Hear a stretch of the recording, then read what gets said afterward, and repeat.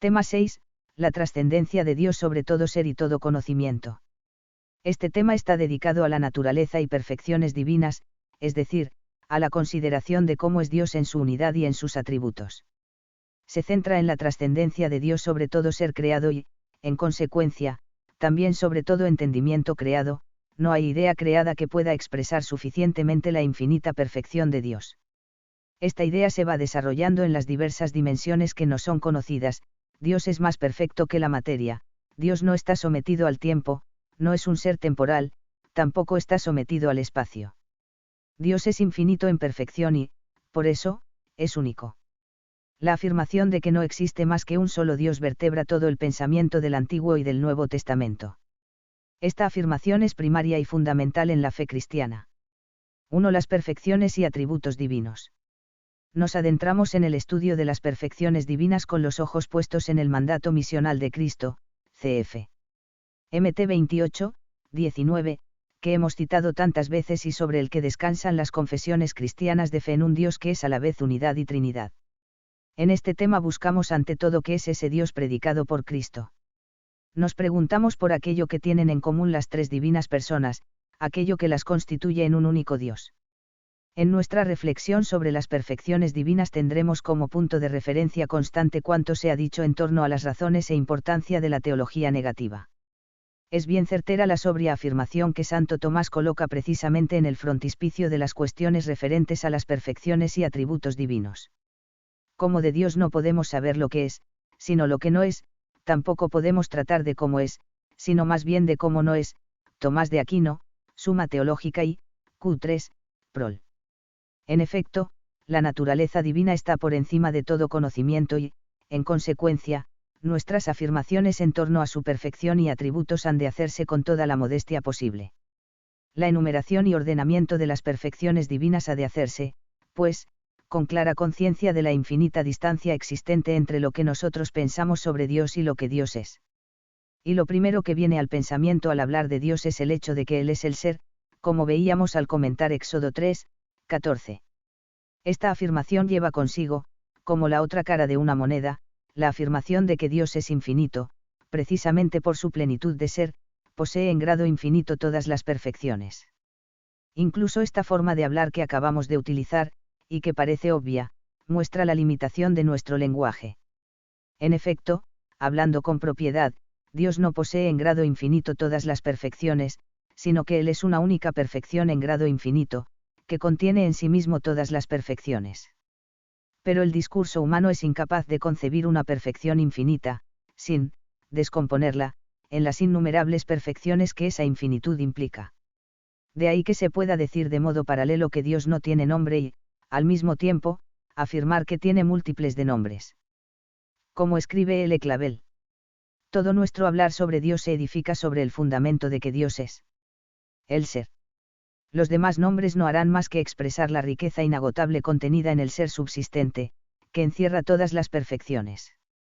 Sin embargo, si por la poca fuerza y penetración de nuestras ideas necesitamos incluso dividir las esencias de las cosas creadas y considerar sucesivamente sus diversos aspectos, todavía es más necesario esto en el caso de Dios, que es todo el ser, inagotable para la inteligencia creada. De ahí que debamos emplear muchos nombres para Dios, y que nunca sean suficientes. Pero igual que nada puede ser conocido si no es por resolución en el ente, tampoco los nombres de Dios se entienden sino sobre su fundamento que es la verdad metafísica más alta. Dios es el ser, L. Clavel, el nombre propio de Dios, Pamplona 1980, 189 a 190. Así pues, todo cuanto digamos en torno a las perfecciones divinas no es otra cosa que explicitación de la perfección contenida en el ser, es decir, no es otra cosa que la descomposición de una sola perfección, simplicísima e infinita, que vemos en su rica variedad cuando el arco iris descompone la luz en sus maravillosas tonalidades. De ahí la justeza con que la patrística, especialmente el pseudo Dionisio, llamó a Dios panónimos, anónimos, hiperónimos, el de todos los nombres, el de ningún nombre, el que está por encima de todo nombre. Todas las perfecciones que vemos en los seres creados se encuentran en Dios, ya que Él es su causa. Pero no todas se encuentran en Dios del mismo modo. Hay algunas perfecciones cuyo concepto no entraña imperfección alguna. Se les llama perfecciones simples o puras, como la belleza o la bondad. Hay otras, cuyo concepto entraña imperfección. Se las llama perfecciones mixtas o impuras, por ejemplo, las relacionadas con la corporeidad. Las perfecciones simples se encuentran en Dios según su propia razón de ser, aunque en grado infinito y en una forma superior al modo en el que se pueden encontrar en cualquier ser creado. Dios es verdadera y propiamente sabio, justo, poderoso, lleno de misericordia. Dios es amor, 1 y 4, 16. Es todo esto en grado infinito y simplicísimo, aunque nosotros, por la limitación de nuestra inteligencia, distingamos conceptualmente las diversas facetas de esa única perfección divina. Las perfecciones mixtas, precisamente porque entrañan imperfección en su mismo concepto, solo se encuentran en Dios virtualmente, es decir, en cuanto que proceden de Él como de su causa. En efecto, las perfecciones mixtas están hasta tal punto mezcladas con el límite y la imperfección que es imposible liberarlas de esa imperfección. Así, por ejemplo, las de la corporalidad están tan sujetas a las limitaciones de la divisibilidad y de la corrupción, que es imposible aplicarlas a Dios más que en forma metafórica y virtual. No se le pueden aplicar en forma propia, pues despojarlas de toda divisibilidad y corruptibilidad para poder referirlas a Dios, implica que dejan ser corporales. Y, sin embargo, todo lo que la corporalidad contiene de perfección se encuentra en Dios como en su causa, aunque en un modo infinitamente más sublime que lo que se significa directamente con los conceptos relativos a la corporalidad. Por eso, aunque todas las perfecciones se encuentren en Dios, no todas reciben el nombre de atributos divinos. De entre todas las perfecciones, este nombre solo se utiliza para designar las perfecciones simples, que, al no entrañar en su concepto ninguna imperfección, se encuentran necesaria y propiamente en Dios. Son como las propiedades del ser divino, las notas que lo caracterizan. Los atributos divinos pueden describirse, pues, como las cualidades o virtudes que constituyen la esencia de Dios. Se trata de perfecciones comunes a las tres divinas personas, pues cada una de ellas posee en común y sin división toda la esencia divina. Los atributos se identifican con la esencia divina, es decir, son la misma y única esencia divina, la cual es simplicísima. Dada la simplicidad divina, los atributos divinos no pueden entenderse como realmente distintos, sin embargo, tampoco pueden tomarse como sinónimos. El concepto de lo que designamos con el nombre de justicia no es idéntico al de sabiduría o al de misericordia. Incluso aplicado a Dios, el concepto de ser no es lo mismo que el concepto de bondad o de verdad, aunque en la realidad ser, verdad y bondad se identifiquen. Existe entre estos conceptos una auténtica distinción de razón, fundamentada en la misma naturaleza de las cosas.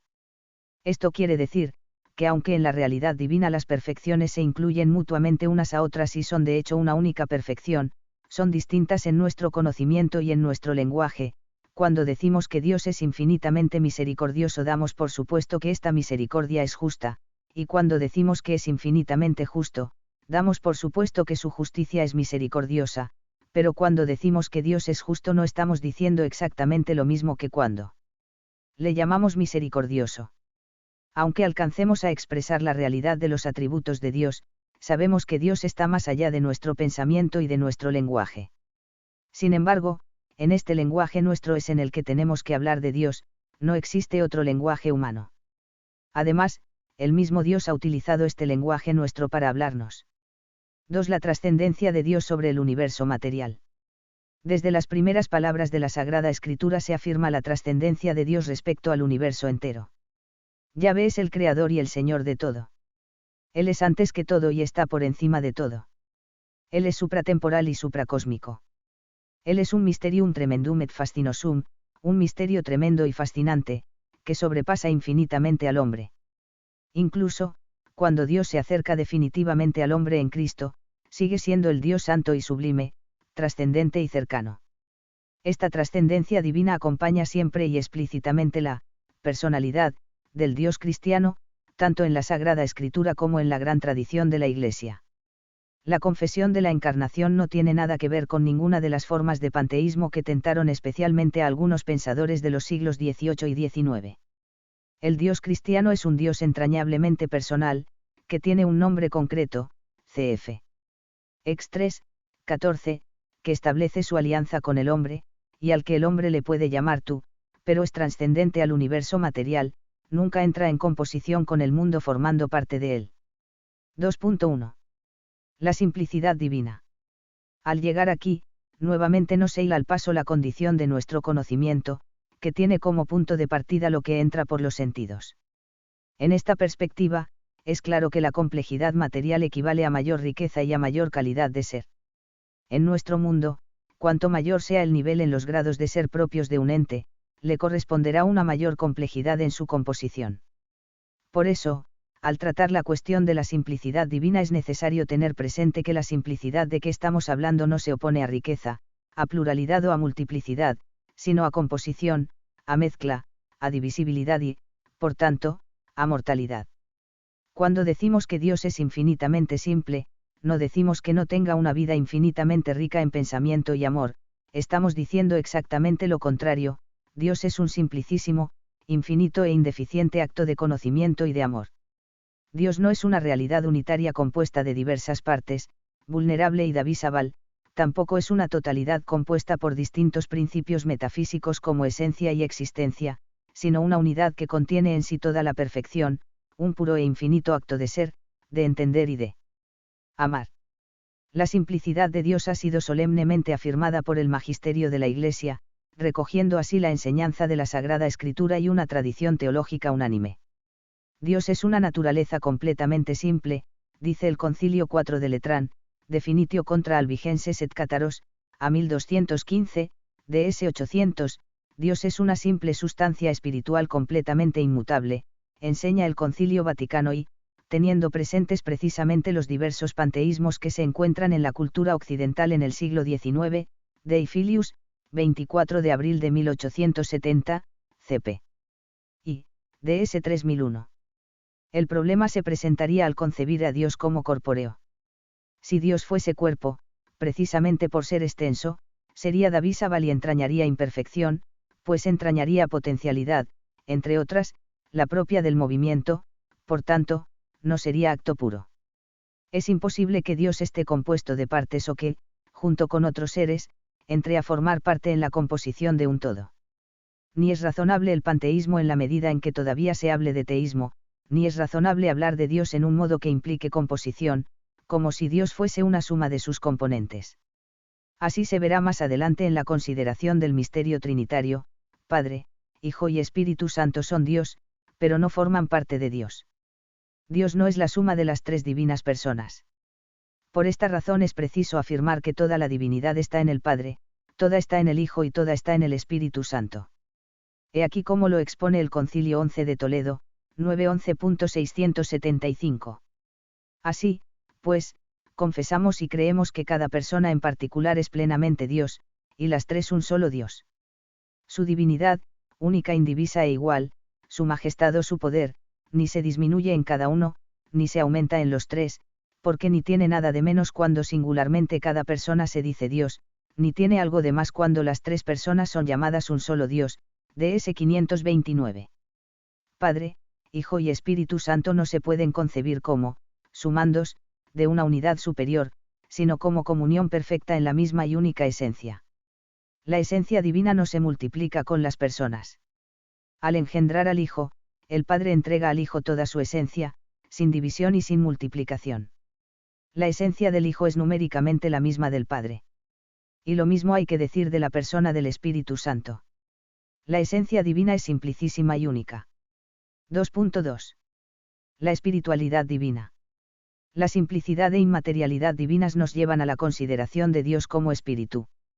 Nuestro Señor también utilizó este término para decir cómo es Dios: Dios es espíritu, y los que le adoran han de adorarle en espíritu y en verdad, y en 4, 24.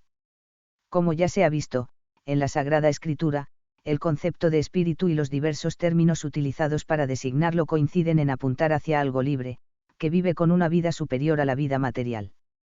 Espíritu y vida están estrechamente relacionados. Decir que Dios es espíritu lleva consigo la afirmación de que Él no es cuerpo. En consecuencia, tampoco se puede entender que el sexo esté propiamente en Dios. El sexo solo está en Dios virtualmente, es decir, en cuanto que Dios tiene poder para crear seres sexuados. Esto es así por la propia definición del sexo, que es corporeidad y división dentro de un género. Lo masculino y lo femenino son las dos formas de realización de lo humano, dos formas que se complementan y se necesitan. La forma en que Dios se realiza es infinitamente simple, sin división alguna. No se puede, pues, concebir a Dios como masculino o como femenino. Dios está más allá del sexo. En el sexo se reflejan la infinita perfección y fecundidad de la vida divina, de igual forma que en el cuerpo humano se refleja la perfección de Dios. Pero ni se puede decir que Dios sea cuerpo, ni que sea varón o mujer. Tampoco se puede concebir que, en el seno de la Trinidad, se pueda aplicar un sexo determinado a una persona determinada y otro a otra. Como ya se ha dicho, Padre, Hijo y Espíritu Santo no son tres partes de la misma y única divinidad, sino que los tres son un mismo y único Dios, sin que exista entre ellos la más mínima división ni distinción de naturaleza. Jesucristo utilizó el nombre de Padre para dirigirse a Dios, y le llamó su Abba. También lo describió como Padre, por ejemplo, en la parábola del Hijo Pródigo. Al mismo tiempo ha dejado suficientemente claro el sentido superior en que utiliza este lenguaje. No trató con él de presentar el sexo masculino como superior al sexo femenino. Los cristianos no pueden, pues, abandonar el lenguaje que utilizó Jesús. Sencillamente deben entender este lenguaje en el sentido en que lo empleó Jesús, reconociendo en Dios un amor maternal y paternal a la vez, cf. J. Galot, Pere, Qui es tú, Versalles 1996, 92-96. 3. La trascendencia de Dios respecto al espacio y al tiempo. Las limitaciones del ser material se hacen especialmente palpables en su dependencia de las coordenadas de espacio y de tiempo. Espacio y tiempo son la medida de los límites en la extensión y en la duración de los seres.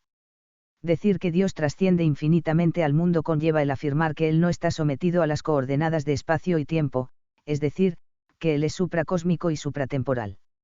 Inmensidad, omnipresencia y eternidad aparecen vigorosamente descritas tanto en el Antiguo como en el Nuevo Testamento. Son rasgos propios, exclusivos e inseparables del Dios de la Alianza. Yahvé jamás está circunscrito por nada, ni siquiera por sus lugares de culto.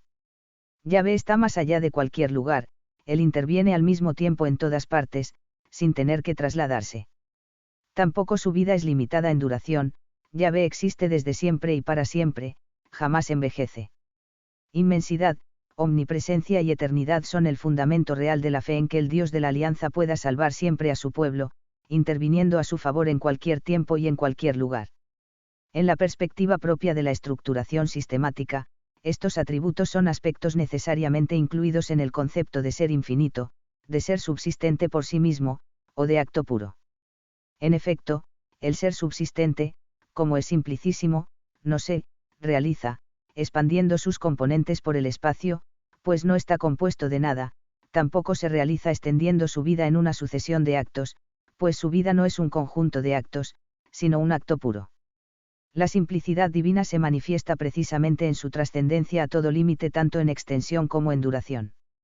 Se manifiesta también en la trascendencia a una forma de vida temporal, es decir, a una vida que se realiza en un constante movimiento entre un antes y un después. 3.1. La inmensidad de Dios. Afirmar que Dios es inmenso equivale a decir que Dios no tiene medida y que, por lo mismo, está en todo lugar, sin que nunca esté circunscrito por límites o localizaciones. Se utilizan dos nombres para designar esta realidad, inmensidad y omnipresencia. Se trata de dos conceptos indisolublemente unidos, pero que no son sinónimos. La inmensidad es un atributo absoluto, según el cual Dios es inmensurable, y no porque tenga una extensión infinita, sino porque no tiene. 163. 164 Extensión. Él no realiza su ser expandiéndose espacialmente, sino en la absoluta simplicidad de un acto de inteligencia y amor. La omnipresencia, en cambio, es un atributo relativo, en el sentido de que indica la relación de indistancia que Dios mantiene con respecto a todo el universo. Dios está presente en todas partes, pero sin estar ligado a ninguna de ellas. Esta relación de presencia a todas las cosas es manifestación de la inmensidad de Dios. La inmensidad divina es descrita en la Sagrada Escritura con elocuencia y en un lenguaje de gran belleza. Aunque el Templo de Jerusalén es lugar privilegiado de la presencia de Yahvé, ni siquiera él puede contenerle. A este respecto, es paradigmática la plegaria de Salomón en la inauguración del Templo de Jerusalén: he aquí que ni la tierra ni los cielos pueden conteneros, cuanto menos esta casa que yo he construido. 1 R 8, 27. La afirmación explícita de inmensidad divina se encuentra presente en la tradición de la Iglesia, en el símbolo quicunque y en los concilios 4 de Letrán y Vaticano I. Inmenso el Padre, inmenso el Hijo, inmenso el Espíritu Santo, eterno el Padre, eterno el Hijo, eterno el Espíritu Santo, y, sin embargo, no tres eternos, sino un eterno. De igual forma que no son tres increados o tres inmensos, sino un increado y un inmenso, símbolo quicunque, DS 75. Creemos firmemente y confesamos con sencillez que solamente hay un único y verdadero Dios, eterno, inmenso, inmutable, incomprehensible. Concilio 4 de Letrán, Definitio contra Albigenses et Cátaros, a 1215, DS 800. La Santa Católica y Apostólica Iglesia Romana cree y confiesa que hay un solo Dios, verdadero y vivo, omnipotente, eterno, inmenso, incomprehensible. Concilio Vaticano I, Dei Filius, 24 de abril de 1870, DS 3001. Se recoge así una enseñanza unánime en la Sagrada Escritura y en la tradición de la Iglesia.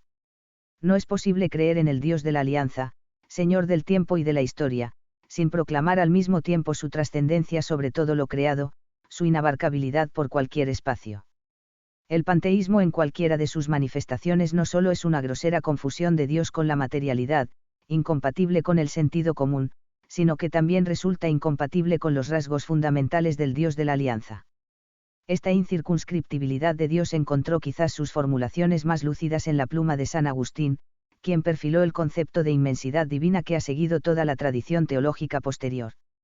En las Confesiones narra cómo era su primera concepción de la inmensidad divina, y cómo descubre que esa concepción es falsa.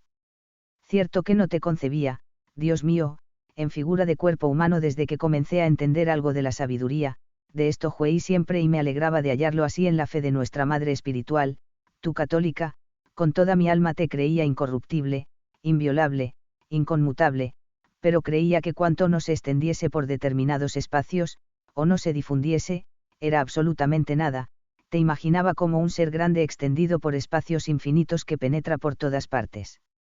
Toda la mole del mundo, y fuera de ellas, en todas las direcciones, la inmensidad sin término, de modo que te poseyera la tierra, te poseyera el cielo y te poseyeran todas las cosas y todas terminaran en ti, sin terminar tú en ninguna parte, de este modo discurría yo, mas eso era falso. Porque si fuera de este modo, la parte mayor de la tierra tendría mayor parte de ti, y menos la menor. Y de tal modo estarían todas las cosas llenas de ti, que el cuerpo del elefante ocuparía tanto más de tu ser que el cuerpo del pajarillo, y así, dividido en partículas, estarías presente a las partes grandes del mundo en partes grandes, y pequeñas a las pequeñas, lo cual no es así. Agustín de Hipona, Confesiones 7, 1, 1. He aquí perfectamente descrita la contradicción que comporta confundir la inmensidad divina con una extensión infinita. Esa concepción resulta tan incompatible con la infinita perfección de Dios como el panteísmo, y torna imposible la presencia de Dios a todas las cosas. En efecto, al concebir a Dios como extenso se comete el absurdo de intentar hacer coincidir a dos seres extensos, Dios y el mundo. Más que una presencia creadora, sería una invasión o tendría con las cosas la misma relación que el espacio. La inmensidad divina concebida en forma espacial resulta absurda. La inmensidad divina es equivalente a su inespacialidad. 3.2. La omnipresencia divina. Dios está en todas partes, es decir, es omnipresente. Baste recordar estas hermosas palabras de Job: ¿dónde podría alejarme de tu espíritu? ¿A dónde huir de tu presencia? Si subiere a los cielos, allí estás tú; si bajare a los abismos, allí estás presente. Si, robando las plumas a la aurora, quisiera habitar al extremo del mar, también allí me recogería tu mano y me tendría tu diestra. J.B. 23, 8-9. Esta es la doctrina que nuestro Señor da por supuesta en el diálogo con la samaritana al contestar a su pregunta sobre dónde se debe adorar a Dios. Dios es espíritu y, por lo tanto, se le ha de adorar en todo tiempo y lugar. Cf. J.I.N. 4, 20-24. Precisamente porque Dios no pertenece al espacio, puede estar presente en todos los lugares y en todas las cosas, íntimamente, sin avasallarlas, como la fuente de su ser. Los mismos pasajes de la Escritura que hablan de la inmensidad de Dios hablan de su presencia universal. Es lo que dice San Pablo en el Areópago: Dios no está lejos de ninguno de nosotros, porque en él vivimos, nos movemos y existimos. HCH 17, 27 a 28. La presencia de Dios a las cosas implica, al mismo tiempo, su trascendencia respecto a ellas. La omnipresencia equivale a que todo está en Dios y Dios está en todo, pero no se dice esto en el plano de la espacialidad, sino en el de la dependencia que el ser creado tiene con respecto a su creador. He aquí cómo lo razona Santo Tomás. Como Dios causa el efecto de ser en las cosas, no sólo cuando empiezan a existir, sino durante todo el tiempo que lo conservan, a la manera como el sol está causando la iluminación del aire mientras éste tiene luz, síguese que ha de estar presente en lo que existe mientras tenga ser y según el modo como participe el ser. Ahora bien, el ser es lo más íntimo de cada cosa y lo que más profundamente las penetra, ya que es principio formal de cuanto en ellas hay. Por consiguiente es necesario que Dios esté en todas las cosas, y en lo más íntimo de ellas. Tomás de Aquino, Suma Teológica I, Q8, a 1 pulgada c. La intimidad de la presencia divina a las cosas es consecuencia de la intimidad que conlleva la acción creadora, es todo el ser lo que se hil de las manos del Creador. Dios, precisamente por su diversidad cualitativa, está presente en las cosas de la manera más íntima y universal. Lo está porque todo el ser de las cosas brota de su infinito poder. Por la creación, el atributo absoluto de la inmensidad se convierte en el relativo de la omnipresencia. Desde San Gregorio Magno, 604, esta presencia se suele describir como una presencia, por esencia, potencia y presencia. Dios está presente en las cosas. Por esencia, porque les está dando el ser. Por potencia, porque su poder se extiende a todas partes. Y por presencia, porque todo está presente a sus ojos. Se trata de una inmediatez absoluta, de una intimidad infinitamente mayor que la que pudiera darse en la más estrecha relación espacial. Nada hay más íntimo y que penetre más en el hondón de los seres que la propia existencia que están recibiendo directa e inmediatamente de Dios y que el conocimiento divino, que constituye su más íntima y definitiva verdad, su verdad ontológica. Dios está en el interior de todas las cosas, está fuera de todas las cosas, está sobre todas las cosas, está debajo de todas las cosas, y es superior por su poder e inferior porque las sustenta, exterior por su grandeza e interior por su sutileza. Todo él, uno y el mismo, sostiene todas las cosas al gobernarlas y sosteniéndolas las gobierna, las penetra al rodearlas y penetrándola las rodea. Gregorio Magno, Morales, 2, 12, 20. 3.3. La eternidad de Dios. En la Sagrada Escritura la eternidad es un atributo propio e inseparable del ser divino, solo Dios es eterno. Dios no tiene principio, es desde siempre, Él es el creador del mundo, y posee plenamente la existencia. Los agiógrafos ni siquiera se esfuerzan por demostrar que Dios es eterno, pues les resulta obvio. Dios es el que vive por siempre con vida indeficiente, por eso su fidelidad dura para siempre. Antes de que fueran engendrados los montes y de que fuera formada la tierra y el orbe, tú eres Dios desde la eternidad y para siempre. Sal 90, 2. Dios lo abarca todo, no solo en el espacio, sino también en el tiempo. Él existe, pues, con una forma de existir que no puede ser medida. Se trata de un modo único de existencia, pues Dios ni se muda, ni envejece. En tiempos antiguos fundaste la tierra, y los cielos son obra de tus manos, pero estos perecerán y tú permanecerás, mientras todos se gastan como un vestido. Los mudas como un vestido y se cambian, pero tú siempre eres el mismo y tus años no tienen fin. Sal 102, 26 a 28. No se trata de una simple duración ilimitada. Dios no se cambia porque está dotado de una vida que no envejece. Él es siempre el mismo. Por esta razón es el Dios verdadero, pero Yahvé es verdadero Dios, el Dios vivo y el Rey eterno. Yehíar 10, 10. Él es la roca eterna. Is 26, 4. La plenitud vital es la característica más íntima de Yahvé y el fundamento interno de su eternidad. El Nuevo Testamento insiste en que la decisión salvífica de Dios, que se realiza con el envío de su Hijo al mundo en los últimos días, cf. HB 1, 2, es una decisión eterna, que se manifiesta en el tiempo, cf 1 CO2, 7, F1, 4, 3, 9, Col 1, 26. Dios y sus decisiones trascienden la historia. Él es Alfa y Omega, cf. AP1, 8, 21, 6, el principio y el fin. A esta concepción tan vital de la Sagrada Escritura se remite la teología cuando utiliza el concepto de eternidad o de acto puro para referirlo a Dios. El Señor de la historia no puede estar sometido a la historia, no hay en él ni pasado ni futuro. Él vive en un presente eterno. Incluso sus libres intervenciones en la historia, que son temporales en sus efectos, no son temporales consideradas en sí mismas. Verdaderamente Dios ama al hombre con amor eterno, aunque el hombre únicamente exista en el tiempo. La eternidad se nos presenta, pues, como una realidad misteriosa e inabarcable. Esto es así porque la eternidad no es otra cosa que el ser de Dios que supera todo conocimiento, a la que solo podemos contemplar desde nuestra experiencia de la pasajera duración de nuestro ser. Escribe San Agustín. La eternidad es la misma sustancia de Dios, la cual no tiene nada que sea mudable, allí no hay nada pasado, nada que ya no exista, nada que sea futuro, como si todavía no existiese. Allí no hay nada que no sea presente.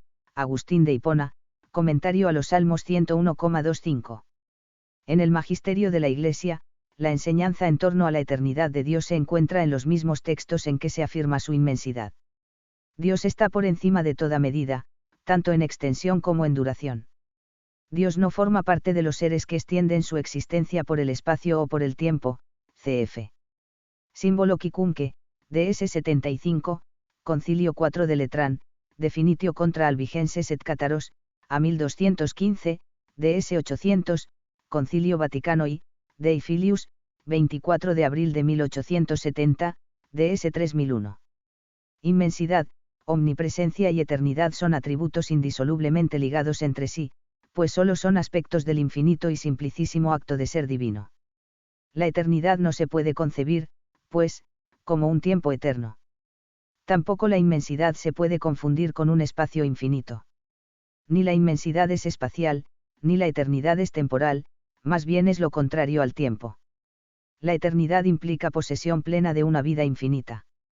Hablando con propiedad, no existen ni la eternidad ni el tiempo, existen seres temporales o eternos, es decir, seres cuya existencia se va desgranando en una duración cambiante y, por tanto, puede ser medida por el tiempo, o un ser que se posee plenamente, sin un antes y un después y que, por esto mismo, es eterno.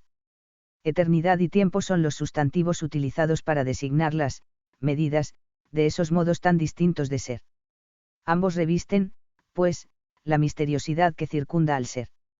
San Agustín describe así la cuestión dirigiéndose a Dios: ningún tiempo te puede ser coeterno, porque tú eres permanente, y éste, si permaneciese, no sería tiempo.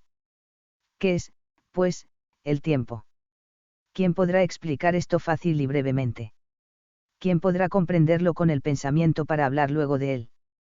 Y, sin embargo, ¿qué cosa más familiar y conocida mencionamos en nuestras conversaciones que el tiempo?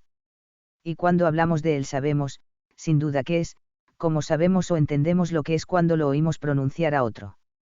¿Qué es, pues, el tiempo? Si nadie me lo pregunta, lo sé, pero si quiero explicárselo al que me lo pregunta, no lo sé. Lo que sí digo sin vacilación es que sé que si nada pasase no habría tiempo pasado, y si nada sucediese, no habría tiempo futuro, y si nada existiese, no habría tiempo presente.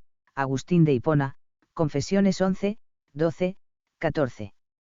Aunque se pudiera hablar de un tiempo de duración infinita sin principio ni fin, ese tiempo no se convertiría en eternidad, pues se trataría de seres cuya existencia se desarrolla en un presente fugaz entre un pasado y un futuro. Dada esta fugacidad, el ahora del tiempo es siempre imperfecto, tampoco todo el tiempo es ahora, ya que consta además de pasado y de futuro. El ahora de la eternidad es perfecto, no solo porque no es fugaz, sino porque toda la eternidad coincide con ese ahora. Cf. Tomás de Aquino, Suma Teológica y, Q10, A1, Ad5.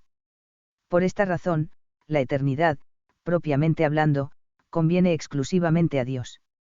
Solo a Él compete ese inefable modo de existencia de quien posee plenamente su vida toda a la vez. Al tratar de la inmensidad divina, se hacía necesario trascender toda materialidad, al hablar de la eternidad de Dios se hace necesario trascender toda temporalidad. La eternidad es la medida propia del ser, como el tiempo lo es del movimiento.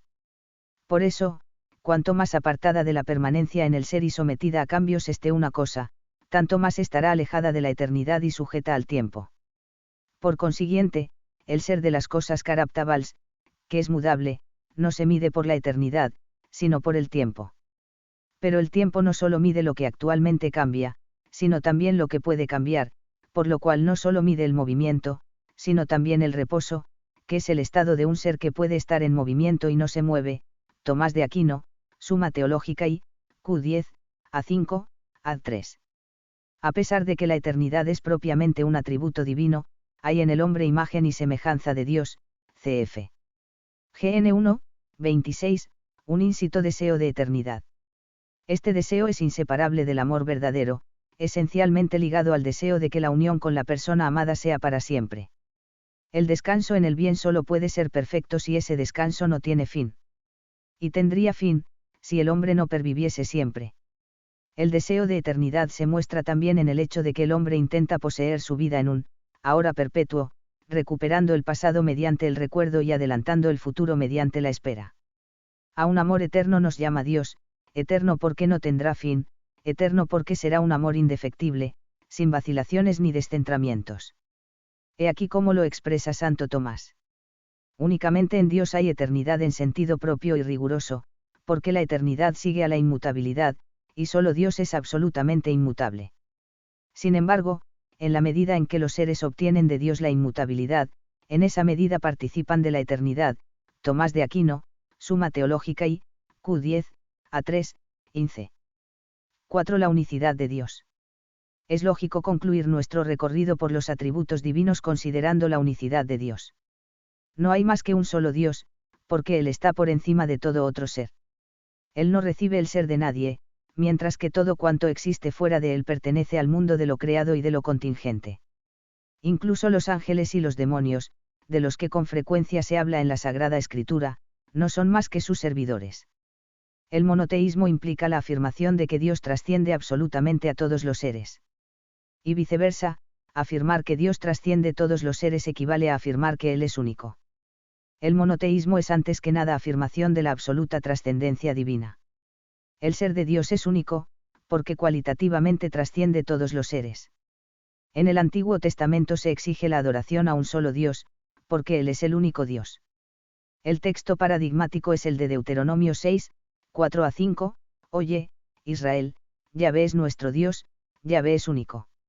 Amarás al Señor, tu Dios, con todo tu corazón, con toda tu alma, con todas tus fuerzas. Quizás los capítulos que más vigorosamente fustigan a los ídolos se encuentren en el Deutero Isaías. La ironía contra los dioses viene razonada no solo por la inutilidad de los ídolos, sino por la unicidad de Yahvé. Yo soy el primero y el último, y no hay otro Dios fuera de mí. ¿Quién como yo? Todos los forjadores de ídolos son nada, yo soy Yahvé el que lo ha hecho todo, el que solo despliega los cielos y afirma la tierra. ¿Quién conmigo? Is 44, 6. 7:24.